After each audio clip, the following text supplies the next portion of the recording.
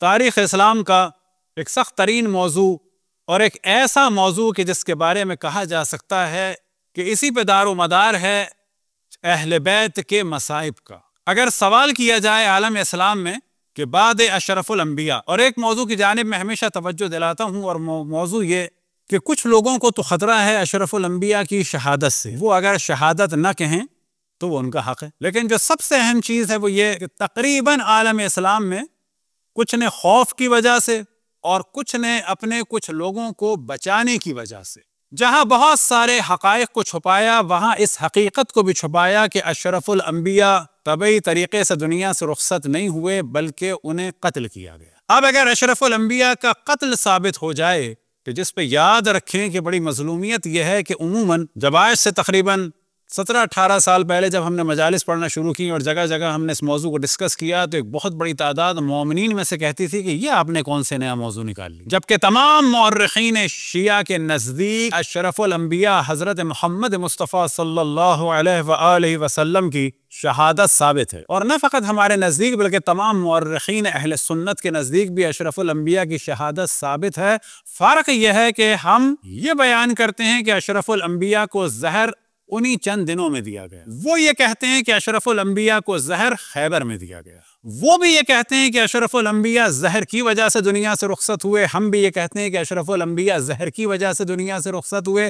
دینے والا مرد تھا یا عورت تھی، 1 ہفتے پہلے دیا گیا یا 2.5-3 سال پہلے دیا گیا، یہ بالکل الگ موضوع ہے، لیکن اس پر تمام مسلمانوں کا اجماع ہے کہ آپ دنیا سے رخصت ہوئے زہر کی۔ اب جب زہر کی وجہ سے رخصت ہوئے، خود برادران اہل سنت کے نزدیک تو تعجب یہ ہے کہ عظیم صفت یعنی صفت شہادت سے اشرف الانبیاء کو اگر نسبت دی جائے تو لوگ ناراض کیوں ہوتے ہیں؟ صلوات پڑھیں بر محمد والے۔ اور یہیں سے پتہ چلتا ہے کہ اسی لفظ شہادت سے بہت سارے لوگ پریشان ہیں۔ وجہ یہ ہے کہ جب شہادت کا ذکر ہوگا تو خود بخود انسان کو کیوریوسٹی ہوگی کس کی جانب؟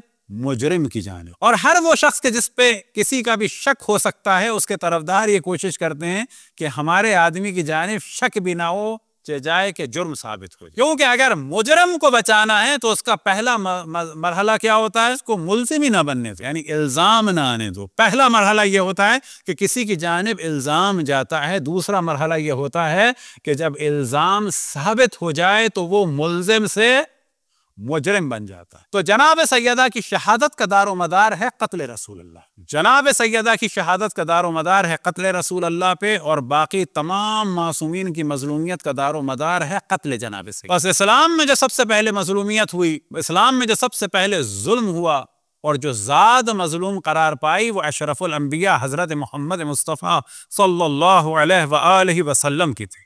اب کیونکہ جناب سیدہ کی شہادت کے ایام ہیں تو ایک موضوع جو ہمیشہ ہم نے ڈسکس کیا اور الحمدللہ تدریجاً پھیل بھی رہا ہے، اس کی جانب عام طور پہ مومن توجہ نہیں دیتے لیکن اب کچھ دینے بھی لگے ہیں، وہ موضوع ہے، یہ تو چل رہے ہیں ایام فاطمیہ، لیکن ان ایام کا دار و مدار کن دنوں پہ ہے؟ کہ جناب سیدہ کی شہادت کا دار و مدار کن دنوں پہ ہے؟ وہ دار و مدار ہے ایام محسنیہ پر۔ وہ کون سے ایام محسنیہ ہیں؟ عموماً اگر تصور کیا جائے، مومن سے پوچھا جائے کہ ربیع الاول کا مہینہ چل رہا ہے، 28 صفر کے بعد ایسا لگتا ہے کہ مصائب ختم ہو گئے، بس 28 صفر کے بعد شہادت رسول اللہ صلی اللہ علیہ وسلم اور شہادت امام حسن علیہ السلام کے بعد بس یہ گیپ آ گیا، اب کب ہوں گے مصائب؟ 8 کو۔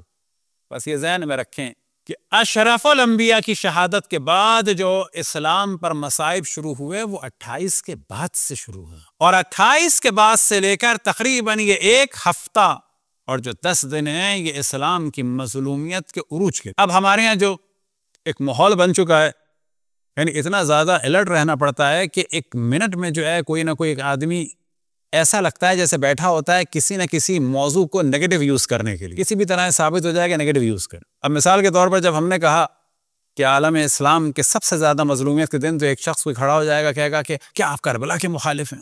اصل ایک ہمارے یہاں بیماری چل گئی ہے کہ کسی نہ کسی بات سے ایک نیگیٹو موضوع نکالتا ہے۔ ذہن میں رہے کہ شہادت امام حسین اور وہ مظلومیت ایک اعتبار سے سب سے زیادہ منفرد ہے اور اس سے زیادہ کوئی منفرد نہیں ہے، لیکن اس شہادت کا دار و مدار بھی جناب سیدہ کی شہادت سے، جس طرح سے جنگ صفین اور نہروان کا دار و مدار جمل پر، جمل کے بعد انہیں آئیڈیا ہوا کہ یہ کام بھی ہو سکتا ہے، تو جناب سیدہ کی شہادت پہ دار و مدار ہے خود واقع کربلا۔ لہٰذا 28 صفر کے بعد جو عالم اسلام کا سلسلہ ہوا تو یاد رکھیں اس میں خاص مظلومیت ہے۔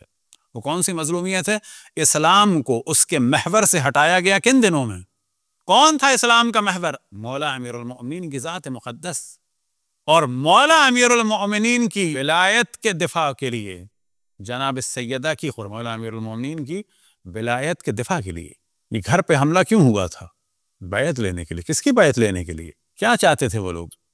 یہ بیعت کی نوبت کیوں آئی؟ یہ نوبت یوں آئی کہ اسلام کو اس کے محور سے جدا کیا گیا۔ کون اسلام؟ کون سا محور؟ یعنی ذات مقدس مولا امیر المؤمنین اسد اللہ غالب لکل غالب صدیق اکبر فاروق حاض الامت یعصوب الدین امیر المؤمنین علی ابن ابی طالب۔ اور اسی کا ایک اگلا جو مرحلہ تھا وہ کیا تھا؟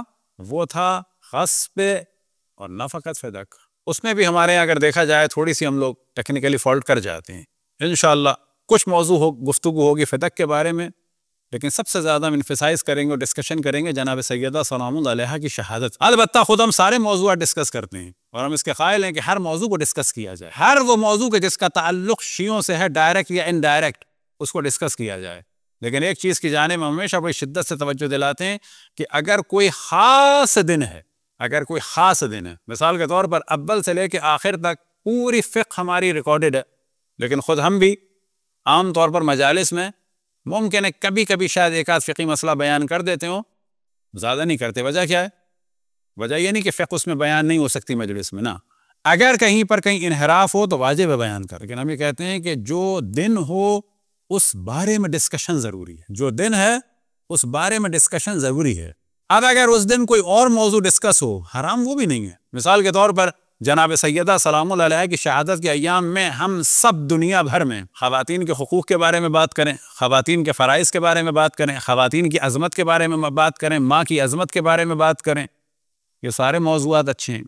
لیکن فرض کریں اگر ہم سبھی مختلف موضوعات میں لگ جائیں اور اتنا زیادہ لگ جائیں کہ جناب سیدہ کی شہادت پر ڈسکشن کم ہو جائے تو پھر یہ کام جرم ہو جائے۔ غلط وہ بھی نہیں ہے لیکن پھر جرم ہو جائے گا۔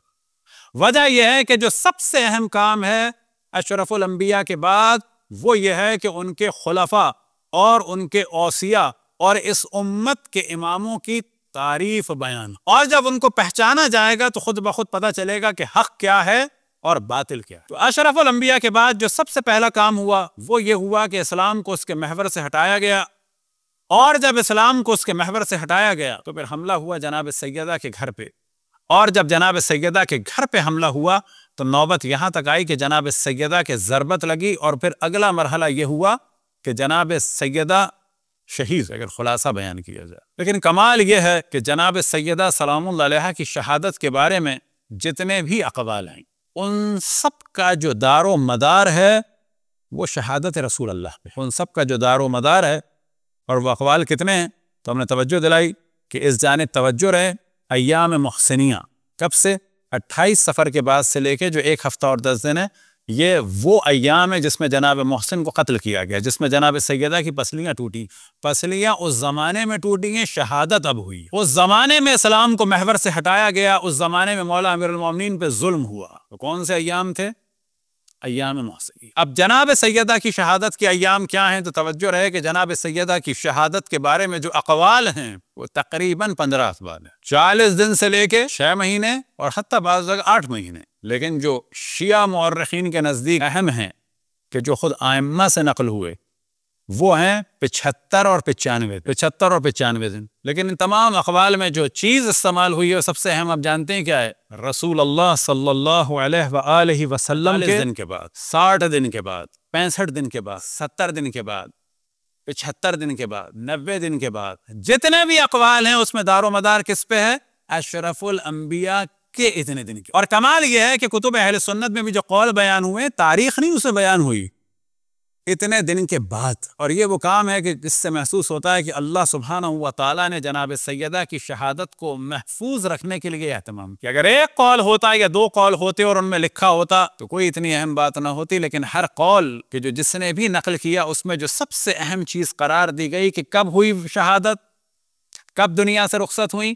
اشرف الانبیاء کے اتنے دن کے بعد۔ اب ان میں سے جو 2 تاریخیں ہیں وہ زیادہ اہم ہیں، ایک 75 دن کے بعد، ایک 95 دن کے بعد۔ اب 75 دن کے بعد جو ہے وہ کیا بنتی ہے؟ یا 13 یا 14 یا 15، یہ بھی ذہن میں رکھیں۔ بعض دفعہ ہمارے یہاں جو حقیقت ہے وہ کیا ہے کہ مجالس کو علمی نشست نہیں سمجھا جاتا، یہ ایک پرابلم ہے، اس کو علمی نشست نہیں سمجھا جاتا، اس کو سمجھا جاتا ہے کہ فقط ایک گفتگو کرنی ہے اور ثواب حاصل کر کے چلا جانا ہے۔ اور ہم نے توجہ دلائی کہ تاریخ نہیں بیان ہوئی ہے، پس شہادت جناب سیدہ اگر 75 دن کے حساب سے ہو تو کیا بنے گا کہ ہر مہینہ 30 دن کا ہوتا ہے، یا دونوں مہینے 30 کے ہوں گے، یا دونوں مہینے 29 کے ہوں گے، یا ایک 30 کا ہوگا 29 ہوگا، بس یا 13 یا 14 یا 15۔ اور اگر 95 دن کا حساب کریں تو کیا ہوگا؟ یا 3 یا 4 یا 5۔ روایات میں 3 تاریخ نہیں بیان ہوئی ہے، روایات میں 13 نہیں بیان ہوئی، روایات میں بیان ہے 75 دن کے بعد یا 95 دن کے بعد، 40 دن کے بعد یا 50 دن کے بعد یا 45 دن کے بعد۔ لیکن جو روایات اہل تشیع میں علماء اہل تشیع نے نقل کی ائمہ علیہم الصلوۃ سے، وہ روایات کیا ہیں؟ 75 دن یا 95۔ اب اس جانب بھی توجہ دلائیں کہ یہ اختلاف کہاں سے آیا؟ کیونکہ سابقہ زمانے میں نقطے نہیں ہوتے تھے۔ اگر آپ دیکھیں عربی میں 75 کو کیا کہا جائے گا؟ 75۔ 95 کو کیا کہا جائے گا؟ 95۔ 5 برابر ہو گئے، 1 ہو گئے۔ اب اگر لکھا جائے 90 اور 70، اگر نقطے نہ ہو، خط کوفی میں لکھا جائے تو 1 سے ہو جائے۔ 5 ایک جیسے ہو گئے، واو بھی ایک جیسا ہو گیا، آخر میں نون بھی ایک جیسا ہو گیا، آخر میں نون سے پہلے یہ بھی آ گئی۔ فرق کس میں آیا؟ سین بے میں اور تے سین میں، یا تے پہلے ہے سین بعد میں، یا سین پہلے بے بعد میں، باقی سب کچھ ایک ہے۔ اب نتیجہ کیا ہوا؟ جب نقطے نہیں تھے خط کوفی میں، سابقہ زمانے میں نقطے نہیں تھے، حتیٰ شوشے بھی نہیں ہوتے تھے، لکھ دیتے تھے۔ اب یہاں سے جو ہے روایتوں میں فرق آیا، یا 75 دن کے بعد یا 95 دن کے بعد۔ اور ان دونوں دنوں میں جو زیادہ اہم مانا جاتا ہے بعض دیگر موضوعات کی نسبت، کہ جن کو ابھی ڈسکس ہم نہیں کرتے، تو وہ 95 دن والی جو تاریخ ہے وہ زیادہ اہم ہے، یعنی اب جو جناب سیدہ کے ایام چل رہے ہیں۔ صلوات پڑھیں پر محمد والے ماں۔ اور 75 دن اور 95 دن کے درمیان کے جو ایام ہیں انہیں کہا جاتا ہے ایام فاطمیہ۔ گو کہ پہلے انڈیا پاکستان میں اتنی اس کی اہمیت نہیں تھی، لیکن ایران میں بہت زیادہ اہمیت تھی، عراق میں اہمیت تھی، اور اس کے علاوہ مدینہ میں، قطیف میں، احسا میں، بحرین میں ان ایام کی حیثیت بہت زیادہ اہمیت تھی۔ اور تدریجاً اللہ سبحانہ و تعالیٰ کا شکر ہے کہ جناب سیدہ کے یہ ایام اب الحمدللہ پہلے کی نسبت زیادہ بہتر طریقے سے منائے جا رہے ہیں۔ اب ان ایام کی جانب توجہ رہے کہ ہمیشہ اس موضوع کی جانب توجہ دلاتے ہیں ہم کہ جناب سیدہ کی شہادت کو بیان کرنا، بعض دفعہ ہم لوگوں سے کیا کوتاہی ہوتی ہے؟ خود اپنے لوگوں سے ہو جاتی ہے، وہ دشمن نہیں ہے، کوتاہی ہے، وفات جناب سیدہ۔ حتیٰ بعض دفعہ شیعہ سینٹروں میں آپ دیکھیں تو لکھا ہوگا مجلس بسلسلہ وفات رسول اللہ صلی اللہ علیہ وآلہ وسلم و شہادت امام حسن، یعنی وہ چیز گو کہ وفات کوئی غلط نہیں ہے، وفات ہو یا موت ہو یا قتل ہو، لیکن سوال یہ پیدا ہوتا ہے کہ کس طرح سے جو شہید ہوتا ہے اس کی بھی وفات ہوتی ہے، جو شہید ہوتا ہے وہ بھی متوفا ہے، لیکن لفظ شہادت ایک مقام ہے کہ جس کو اگر بیان کیا جائے تو خود بخود ایک مظلومیت کا جلوہ نظر آتا ہے۔ لہٰذا یہی وجہ ہے کہ پاکستان میں جب بھی اشتہار آتا ہے تو مختلف اخباروں کی جانب سے ہمیشہ کوشش ہوتی تھی، اور بعض دفعہ پیمنٹ کے باوجود وہ لفظ شہادت کو ہٹا کے وفات لکھتے۔ وجہ کیا ہے؟ وجہ یہ ہے کہ جب لوگ سنیں گے بار بار شہادت حضرت فاطمہ، شہادت دختر رسول اللہ، شہادت رسول اللہ کی بیٹی کی، تو خود بخود لوگوں کے ذہن میں سوال آئے گا کیا ہوا۔ اور ایک بہت بڑی تعداد جو دشمنان اہل بیت ہے، یا بالفاظ دیگر کہا جا سکتا ہے کہ جو شیعوں کے خلاف ہیں، وہ بہت زیادہ پریشان ہیں کس چیز سے؟ اس چیز سے کہ تاریخ میں اہل بیت کے ساتھ کیا ہوا اس کو چھپایا جائے۔ اور وجہ یہ ہے کہ جب اہل بیت کی مظلومیت بیان ہوتی ہے تو خود بخود اور ساری شخصیات اس میں ملوث ہو جاتی ہیں، لہٰذا ہمیشہ کوشش ہوتی ہے کہ جس طرح سے بھی ہو سکے اہل بیت کی مظلومیت کو چھپایا جائے،